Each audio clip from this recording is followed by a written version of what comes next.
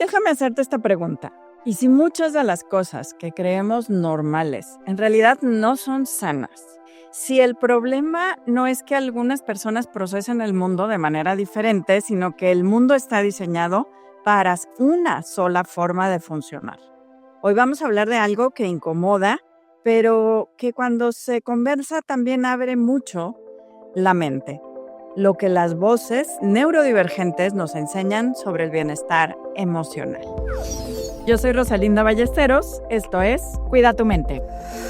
Antes de entrar de lleno al tema, quisiera analizar un poco. Personalmente, creo que como sociedad todavía vemos la neurodivergencia desde una lógica de adaptación. Cómo encajar, cómo rendir, cómo funcionar mejor dentro del sistema. Esto, claro, es una idea, pero también hay una conversación un poco más reciente que nos dice lo contrario.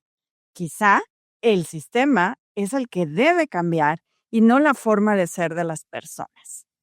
Esto también es complicado porque a fin de cuentas el mundo exige ciertas formas de funcionar. Pero ¿a qué costo sucede esto? Muchas veces estas adaptaciones implican un desgaste emocional, masking y agotamiento constante para las personas neurodivergentes. Para ampliar nuestra visión sobre este tema, hoy nos acompaña Abril Torres, lingüista neurodivergente, pedagoga y especialista en género y derechos humanos. Con una gran trayectoria en temas de inclusión, educación y bienestar. Abril, muchas gracias por estar aquí y además a mí me encanta conversar contigo hoy, pues por la relación que hemos tenido ya por años. Hola, Ros, igual un gusto estar acá con ustedes y qué emoción que estemos hablando de estos temas. Abril, cuando escuchas esta idea de que las experiencias neurodivergentes pueden enseñarnos sobre bienestar emocional, ¿te hace sentido o crees que estamos lejos todavía de entender qué es esto? Creo que estamos apenas asomándonos un poco a la comprensión de un mundo desde esta diversidad, ¿no? De la que vamos a hablar el día de hoy. Y como que alcanzamos a ver en esta nueva comprensión de las personas neurodivergentes, ya fuera de esta visión de enfermedad, como una nueva forma de entender la salud mental. Me hace sentido, pero al mismo tiempo me parece, creo que no son, no se cancelan la una a la otra. Me parece muy lejos, pero creo que estamos por buen camino cuando empezamos a abrir estas conversaciones y empezamos a vincular la neurodivergencia, la neurodiversidad con la salud mental. Claro, y fíjate, comentas algo muy importante, ¿no? Entender qué es la neurodivergencia y por qué dijiste que se maneja a veces como una enfermedad. ¿Por qué es importante salir de una visión que piensa que estas diferencias en el neurotipo, en la forma de pensar, son patologías? Fíjate que para esto es importante reconocer 2 conceptos clave. El primero es, neurodiversidad, ¿no? El segundo es neurodivergente, que muchas veces se utilizan de manera intercambiable, ¿no? Como neurodiverso, neurodivergente, pero que apuntan a 2 cosas relevantes a entender. El primero es que la neurodiversidad nos habla de que las formas de entender el mundo y las formas de procesar la vida y las conexiones cerebrales son diversas en los seres humanos, ¿no? Eso quiere decir que no hay una forma correcta o incorrecta de pensar, sino que nuestro cerebro se conecta, se articula de manera distintas, más allá de los nombres que llegamos a escuchar, que si el autismo, que si el TDA, que si la dislexia, sino que existen un montón de maneras que a veces ni siquiera alcanzamos a nombrar o a concretar. Y por otro lado está la neurodivergencia, que nos indica estas formas que se han salido de la norma o de la, entre comillas, de lo estándar, de lo típico, y que hemos patologizado, es decir, que hemos catalogado como enfermedades, como desviaciones, como lo no deseable, ¿no? ¿Cuántas veces a lo largo de la historia se han considerado tener TDA o ser autista o tener síndrome de Down como algo indeseable, ¿no? Entonces, colocar la neurodiversidad como el centro de pensar que todas las personas somos distintas y que nuestras formas de procesar el mundo hay diversidad nos permite también entender la neurodivergencia de una forma no patologizante, es decir, de entender estas distintas formas de ver el mundo a las que les hemos puesto nombre y apellido con estas características como el TDA, la dislexia, etcétera, no como formas indeseables o como enfermedades, sino como un espectro más de la diversidad que habita el mundo. Claro, y bueno, Abril y yo aquí compartimos la experiencia de escribir un capítulo juntas para un libro sobre ambientes positivos de trabajo, y voy a hablar del aspecto laboral. Ahorita hablamos del aspecto educativo y justamente ese es el tema. Las organizaciones se benefician de personas con distintas formas de pensar y procesar.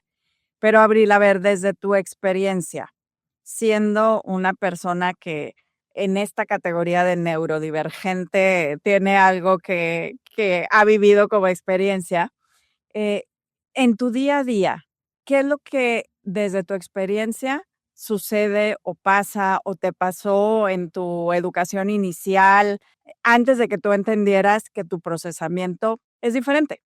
Mira, yo me he enfrentado a varias cosas, ¿no? Y creo que sin pretender hablar por todas las personas neurodiversas, ¿no? Porque además, pues en esa diversidad no podemos hablar por todo un colectivo, ni por todas las experiencias, ni por todo el tipo de situaciones que atravesamos las distintas personas, pero creo que de manera general, que yo lo he vivido y lo he encamado y lo puedo hablar que lo vivía en mi trabajo, mi espacio de trabajo pasado y en mi espacio educativo en este momento, es, por un lado, el mundo no está diseñado para las personas neurodivergentes, pero por otro, cuando las personas neurodivergentes hablamos de nuestra neurodivergencia, se nos señala como personas flojas, poco comprometidas, se duda de nuestras capacidades, se duda de que podamos durar mucho tiempo en una empresa, que no nos vayamos a aburrir, se duda de nuestra estructura, se duda de que podamos desempeñarnos en nuestro día a día sin molestar a la gente, ¿no? Entonces, yo me he visto, yo no tengo tanto que me diagnosticaron TDA, trastorno de déficit de atención, más enfocado a la inatención que la hiperactividad. Yo no tengo señales de hiperactividad, tengo 4 años con este diagnóstico, pero algo a lo que yo me he enfrentado es que no poder abrir este diagnóstico de manera tan explícita por miedo a que no se me contrate, por miedo a que se me catalogue como que me estoy excusando en este diagnóstico, ¿no? Como que no quiero hacer ciertas cosas. Y por otro lado, bueno, ya en términos prácticos de impedimentos, pues a la sobreestimulación, recuerdo mucho pues en esta experiencia laboral que compartió contigo, ¿no? En este tipo de instituciones en donde tenemos sesiones de trabajo a veces de 2, 3 días, en donde hay sesiones de trabajo continuas de las 8 de la mañana a 6 de la tarde con un par de breaks, que eso para las personas neurodiversas y neurodivergentes es muy cansado, ¿no? Y entonces yo pasaba 3 días en reuniones presenciales con muchos estímulos sociales, estímulos sensoriales, lejos de mi casa, ¿no? Y tenía que retirarme a mi casa, a regresarme a mi ciudad, a descansar de esa cansancio que no solamente era laboral, sino que era derivado de mi propia neurodivergencia y que ese espacio no estaba diseñado para mí, ¿no? Entonces, bueno, como que esta dificultad de poder nombrarlos sin que se nos rechace de antemano, creo que sigue sucediendo.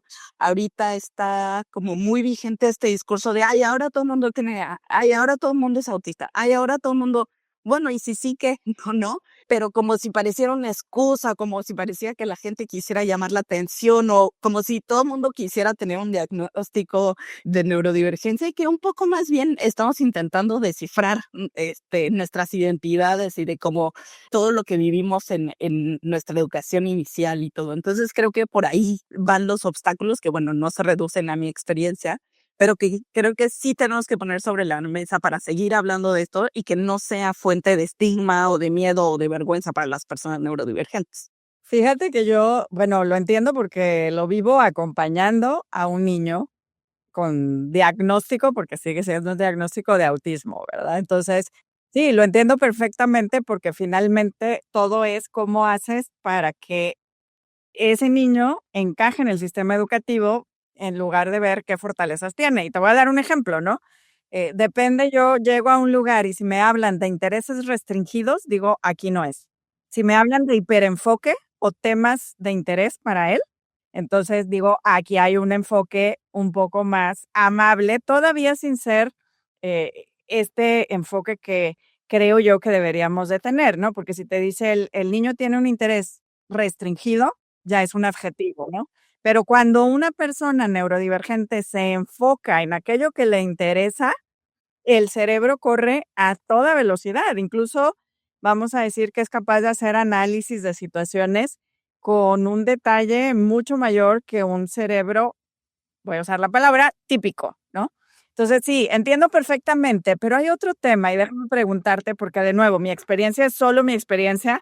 Hay ciertas cosas particulares del caso de mi hijo, pero yo te preguntaría también, porque creo que esto es muy común y yo sí lo veo en él, fíjate, el tema del masking, ¿no? Él cuando llega a casa se, digamos, libera de algunos comportamientos que en alguna ocasión en la escuela me comentaron que no sucedían, o sea, algunas expresiones, las estereotipias o la forma de comportarse, y, y las personas neurodivergentes entienden pronto, según entiendo, que tienen necesidades distintas, pero las enmascaran, ¿no? Y entonces viene este concepto del masking para encajar.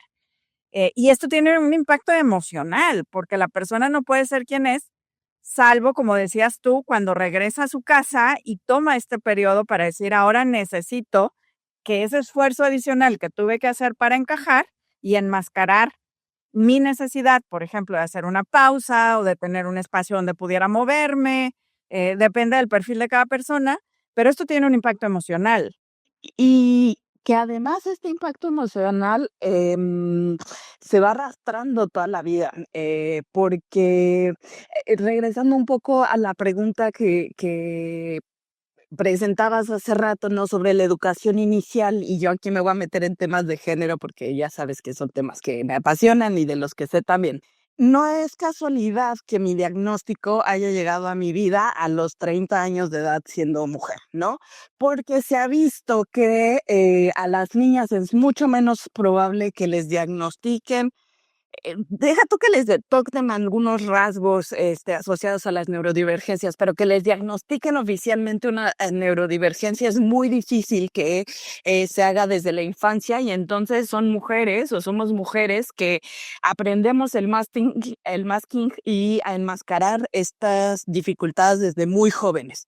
Y entonces, claro, cuando a mí me diagnostican, y que también lo he encontrado en otras colegas de otras compañeras que comparten esta situación de un diagnóstico tardío, cuando una ve hacia atrás y yo veo mi infancia y digo, claro, a mí no me iba mal en la escuela, tenía buenas calificaciones, siempre fui sobresaliente, tuve trabajos desde muy pronto que salí de la carrera universitaria, como que todo era lo suficientemente típico, ¿no? Regresando a esta palabra que también nos ayuda a comprender estas clasificaciones. Pero claro, el cansancio mental se va acumulando, se va acumulando, se va acumulando, se va acumulando, se va acumulando, hasta que llega un punto de quiebre o una situación en donde el vaso se desborda, ¿no? Y un poco eso me explicaba mi psiquiatra, que claro, de niña las situaciones que yo enmascaraba no eran tan demandantes o no me ocupaban tanto de la mente, y yo pude sortearlas en esa etapa de la vida, pero conforme una va creciendo y las demandas laborales, familiares, económicas van aumentando, pues obviamente ese vaso que podemos entender como el cerebro neurodiverso se va llenando, se va llenando, se va llevando, pues las estrategias de masking se vuelven pues insuficientes, ¿no? O nos llevan a puntos límite. Entonces creo que es importante entender que el masking no es solamente algo que prendemos y apagamos, sino que estamos haciendo todo el tiempo y muchas veces por muchos años de nuestras vidas, ¿no? Y que pocas veces encontramos espacios seguros en donde nos permitimos quitarnos esa máscara, y que muchas veces cuando llegamos a quitarnos esa máscara en espacios que creemos seguros, pues resulta contraproducente, porque regresamos con el estigma, con la sobreexigencia, con la vergüenza, con el querer compensar, incluso el propio diagnóstico, ¿no? Como yo sé que yo he asumido muchas actitudes compensatorias, y eso me lleva pues a llevarme a situaciones límite completamente. Oye, incluso hay estudios que vinculan el masking a ansiedad, depresión, se habla del burnout, ¿verdad? Para las personas neurodivergentes.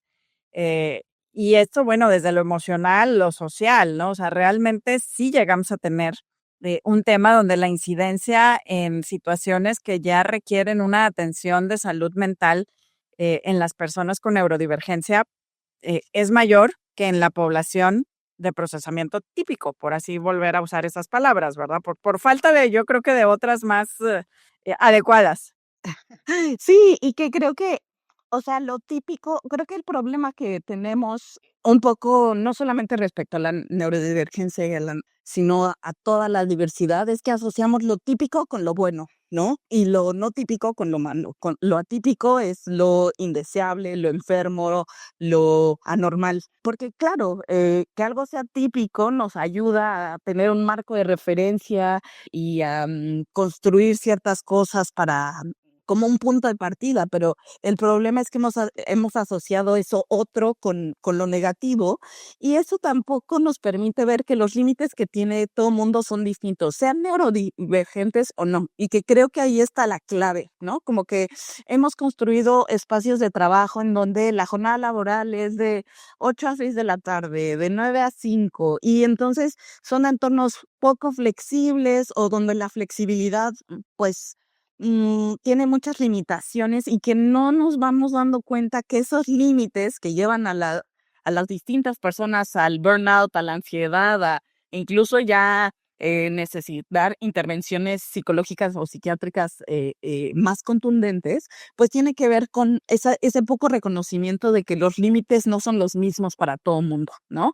Y que también somos una sociedad en donde poner límites no está bien visto, ¿no? Y entonces somos una sociedad en donde se premia a quien se sacrifica más por la empresa, a quien se premia por quien se desvela más, quien está contestando correos a las 2 de la mañana, quien trabaja los fines de semana, quien contesta el teléfono a deshoras. Se premia eso socialmente. Y entonces, pues si las personas neurodivergentes vemos eso, ¿no? Que en el mundo laboral se gestiona así, aunque mi empresa, mi espacio de trabajo, lo que sea, me digan que hay flexibilidad, yo estoy viendo todo lo contrario. Yo estoy viendo que lo que se recompensa, lo que da pie para el crecimiento en el entorno laboral es quemarme a mí misma, es rebajar mis propios límites, y entonces es imposible conciliar pues la forma de procesar de mi neurodivergencia con las exigencias del trabajo y las expectativas sociales, más allá de si mi trabajo no requiere que yo me siente de 9 a 8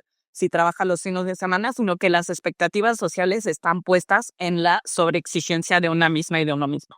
Y esto que mencionabas, Abril, de decir, esta explicación que te daba uno de tus, pues, de las personas con las que trabajas para atender las situaciones que se te presentan al ser neurodivergente. Decías, cuando yo era niña, la necesidad de enmascarar era sobre cosas que tenían menos demanda, pero también tienen menos recursos, ¿no? O sea, como niña que a lo mejor como adulto que ya lo está trabajando.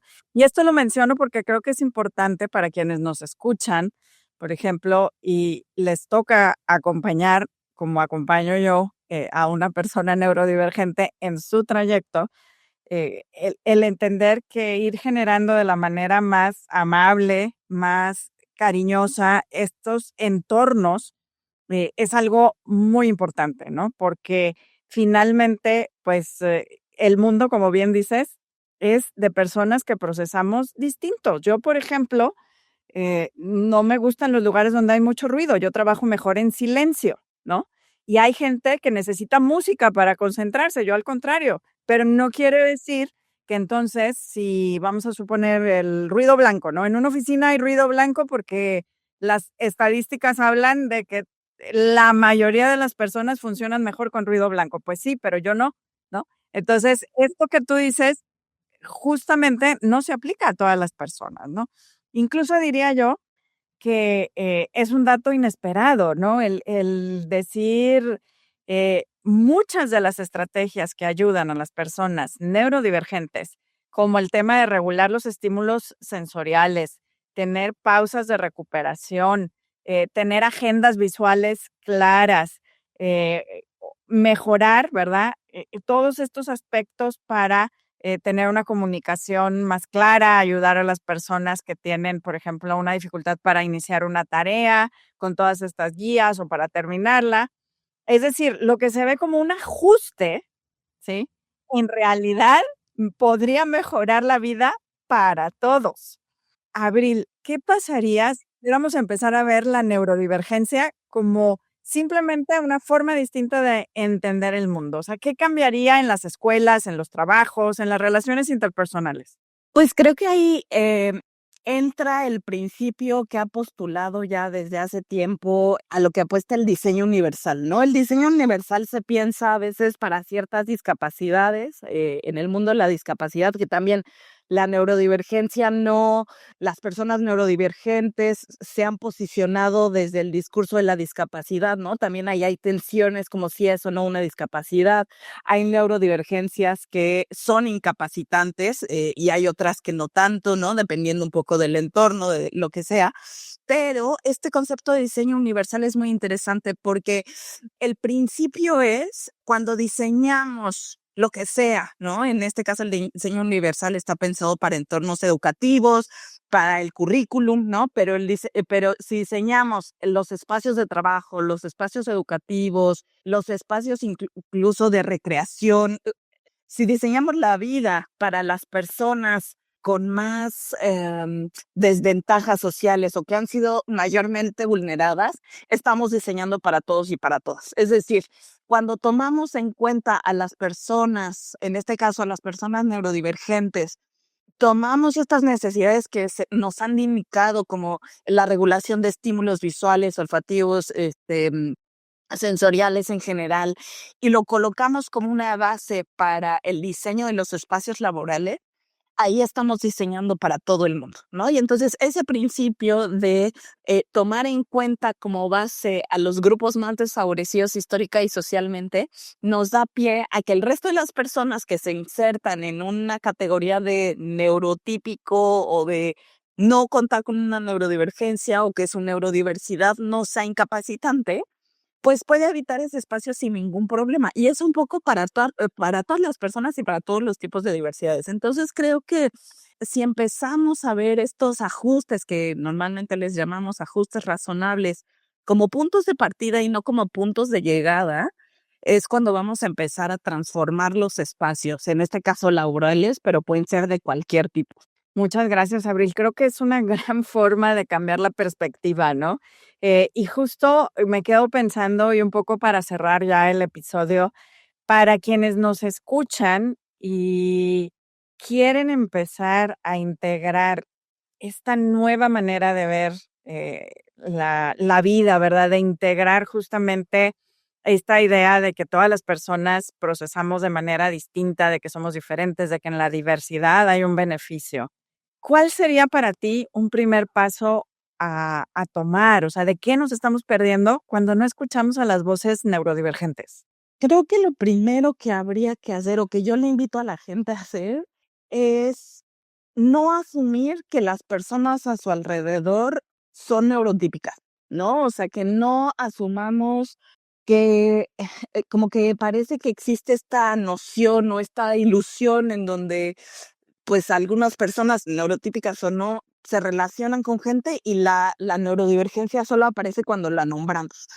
Porque en ese no asumir está el reconocimiento de la diferencia. Y porque creo que cuando dejamos de asumir que todas las personas funcionan como yo funciono o les sirve lo mismo que a mí me sirve, somos capaces de escuchar y de preguntarles, como de, oye, esto que yo creo que nos sirve a toda la oficina, ¿también te sirve a ti? ¿También te sirve a ti? ¿También te sirve a ti? ¿Nos sirve a todas a las personas? Porque cuando asumimos que todas las personas son iguales, en cualquier tipo de categoría, pero en este caso de, hablando de neurodivergencias, que todas las identidades son iguales a las mías, perdemos la capacidad de asombro y la posibilidad de sentir curiosidad por las necesidades de la otra persona. Entonces eso, invitaría a que nos cuestionáramos si realmente estoy escuchando o cuestionándome la forma en la que yo comprendo el mundo y la forma en la que las demás personas comprenden el mundo, Otra también invitaría a que escucharan voces neurodivergentes. Muchas veces, claro, escuchamos voces de psiquiatras, psicólogos, psicólogas, de personas en el sector salud que son muy relevantes, pero que también merece la pena escuchar la diversidad de voces que existen hablando desde la neurodivergencia, porque reitero, nuestras experiencias no son iguales, muchas veces no son comunes, muchas veces se contradicen unas a otras, ¿no? Y entonces entender esa complejidad y esa diversidad es lo que también nos va a permitir reconocernos entre nosotras, entre nosotros y posibilitar un mundo distinto para todas las personas que incluyan también a las personas neurodivergentes. Muchísimas gracias, Abril, por ayudarnos a abrir la perspectiva. Y bueno, por supuesto que esto es solo una pequeña muestra de una experiencia neurodivergente y cómo podemos aproximarnos de alguna manera a través de la suma de todas estas experiencias, a entender, conocer y entender que esto es profundamente humano, ¿no? El ser justamente diferentes. Y bueno, agradecerles también a quienes nos escuchan. Recuerden que tienen la oportunidad de dejarnos comentarios aquí en las plataformas o de buscar toda la barra de podcast del TEC y dejarnos por ahí algunos comentarios en redes sociales. Les invitamos a que por favor nos dejen comentarios, qué opinaron de este episodio. Y bueno, muchísimas gracias, Abril, por habernos acompañado. Gracias a ti, Rose, muy contenta de haber estado aquí con ustedes. Y nos vemos en un siguiente episodio de Cuida tu Mente.